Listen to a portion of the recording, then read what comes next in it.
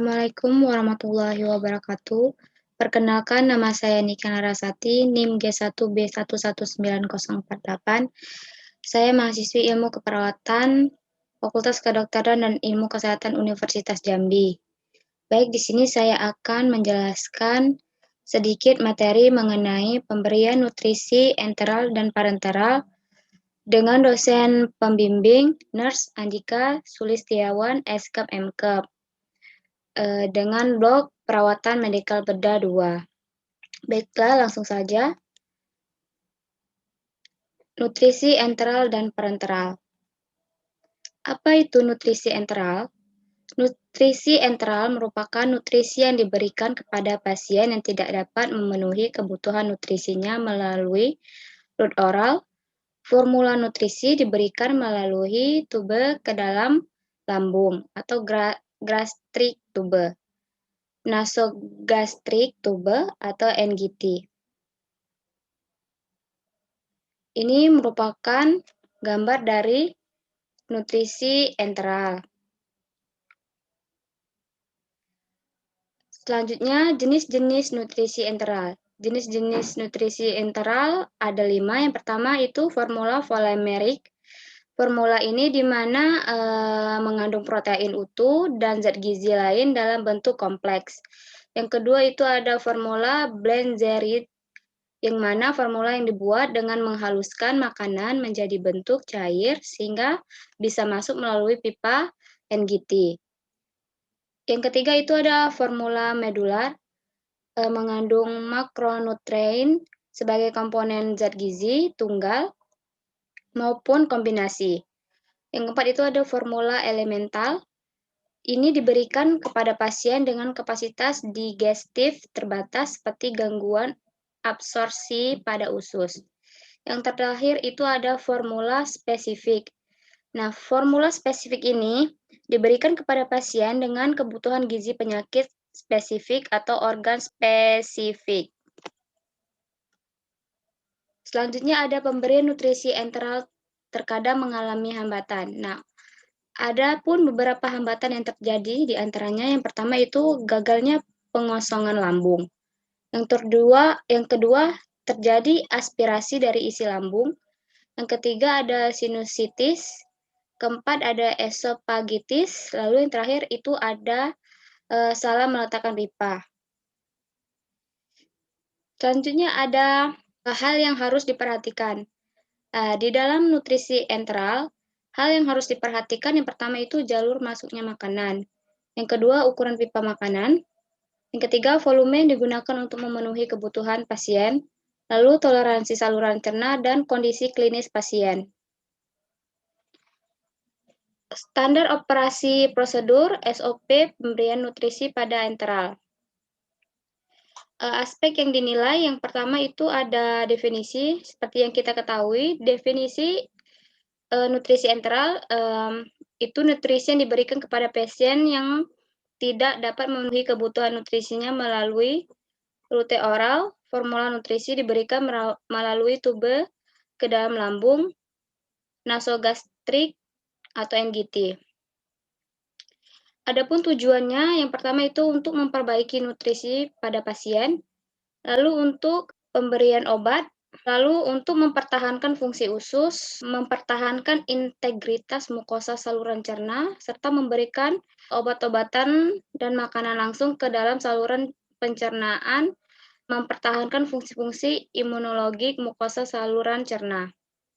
Adapun indikasinya, pemberian makanan dan obat-obatan, pencegahan aspirasi, terjadi obstruksi saluran cerna, bilas lambung, dekompresi, pemeriksaan analisis getah lambung, trauma multiple pada dada dan abdomen, serta terjadi pendarahan gastrointestinal. Adapun kontraindikasinya yaitu yang pertama, dugaan fraktur basis krani, kelainan esofagus, pasca esofagopati, fraktur tulang-tulang wajah dan dasar tengkorak. Lalu yang kelima, penderita operasi esofagus dan lambung. Adapun prinsip dalam SOP, yang pertama, pastikan posisi selang NGT dan adanya residu lambung. Lalu yang kedua, hindari mendorong makanan. Yang ketiga, perhatikan interaksi obat oral dengan makanan, terutama dengan susu. Ada alat dan bahan. Yang pertama itu kita memakai handscoon, lalu cairan atau makanannya. Yang ketiga itu air mineral, gelas ukur, spuit 100 cc, corong, perla, dan klem. Untuk prosedur pelaksanaan, yang pertama itu memberi salam dan perkenalkan diri. Yang kedua itu klasifikasi nama pasien dan validasi kondisi pasien terlebih dahulu. Yang ketiga, cari tanda fraktur atau dislokasi. Lalu yang keempat, kita menjaga privasi pada pasien tersebut. Menjelaskan tujuan dan prosedur tindakan yang akan dilakukan. Selanjutnya, tanyakan pasien kembung atau tidak, mencuci tangan dan menggunakan handscoon bersih. Letakkan pengaman di samping tempat tidur pasien. Atur posisi pasien semi-fowler atau folder. Periksa kembali posisi selang NGT dengan auskultasi. Letakkan perla, klem selang NGT sebelum menghubungkan ke spuit. Sambungkan spuit dengan selang NGT, lalu masukkan makanan atau obat dialirkan dengan posisi tegak lurus tanpa mendorong spuit. Bilas selang NGT dengan air mineral, atur posisi dan rapikan pasien. Beritahu pasien bahwa tindakan sudah selesai. Pasang pengaman di samping tempat tidur pasien, observasi dan evaluasi respon pasien, catat pada dokumentasi perawatan, bereskan alat, lepaskan sarung tangan dan mencuci tangan, lalu mengakhiri kegiatan dengan mengucapkan salam. Untuk dokumentasinya, catat tindakan yang dilakukan, catat respon pasien, catat residu lambung, catat letak selang NGT, dan perawat yang melakukan. Tak lupa mencatat hari, tanggal, jam, dan tanda tangan perawat. Selanjutnya itu pemberian nutrisi parenteral. Tahukah kamu apa itu nutrisi parenteral? Nah, nutrisi parenteral merupakan suatu bentuk pemberian nutrisi yang diberikan langsung melalui pembuluh darah tanpa melalui saluran pencernaan. Berikut merupakan gambar pada pemberian nutrisi parenteral. Kebutuhan nutrisi parenteral yang pertama itu cairan, elektrolit, energi, karbohidrat, protein, lemak, vitamin, dan undur kelimit. Komplikasi yang terjadi pada nutrisi parenteral yang pertama bisa terjadi embolisme, pembekuan darah, misplacement, infeksi, sepsis, plebitis, tisu injuri, denutrisi, fungsi hati abnormal, elektrolit imbal, batu empedu, hipo atau hiperglikemi, serta hipertrigliseridemia. Berikut merupakan SOP pemberian nutrisi pada parenteral.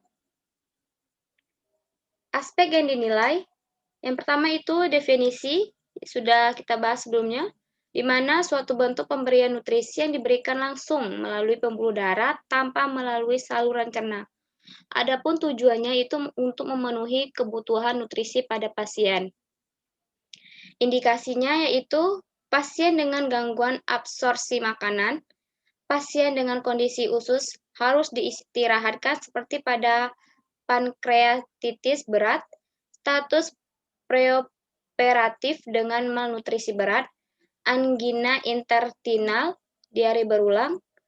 Selanjutnya ada intoksitas berat, pasien syok, pasien yang mengalami pengeluaran cairan berlebihan, gangguan motilitas usus seperti pada ileus yang berkepanjangan, makan muntah terus-menerus, gangguan hemodinamik, hiperemesis gravidarum. Adapun kontraindikasinya yaitu pemasangan infus di daerah lengan bawah pada pasien gagal ginjal. Obat-obatan yang berpotensi iritan pada pembuluh vena kecil yang aliran darahnya lamban, contohnya pembuluh darah vena di tungkai dan kaki. Terdapat inflamasi bengkak, nyeri, demam, flebitis, sklerosis vena, luka bakar, dan infeksi di area yang hendak dipasang infus. Adapun yang prinsip, yang pertama menjaga privasi pasien, menjaga IV kateter tetap steril, daerah pemasang IV kateter tetap steril. Alat dan bahan yang diperlukan yang pertama itu handscoon, kasa steril, infus set, IV kateter, korentang dan tempatnya, kapas steril, bengkok, obat-obatan, alkohol 70%, cairan infus sesuai resep dokter, perlak dan alasnya, pembentung atau tourniquet, standar infus, plester, gunting perban. Adapun prosedur pelaksanaan yang pertama itu memberikan salam dan memperkenalkan diri. Selanjutnya, klarifikasi nama pasien dan validasi kondisi pasien tersebut.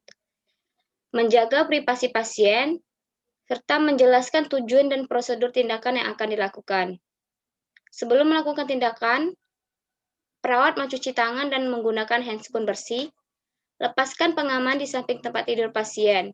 Lalu atur posisi pasien. Siapkan cairan dengan menyambung botol cairan dengan infus set dan gantungkan pada standar infus. Pasang perlak di area pemasangan infus. Pasang tourniquet pembendung kurang lebih 15 cm di atas vena yang akan ditusuk. Disinfeksi area yang akan ditusuk dengan diameter 5-10 cm. Tusukkan IV kateter ke vena dengan jarum menghadap ke jantung.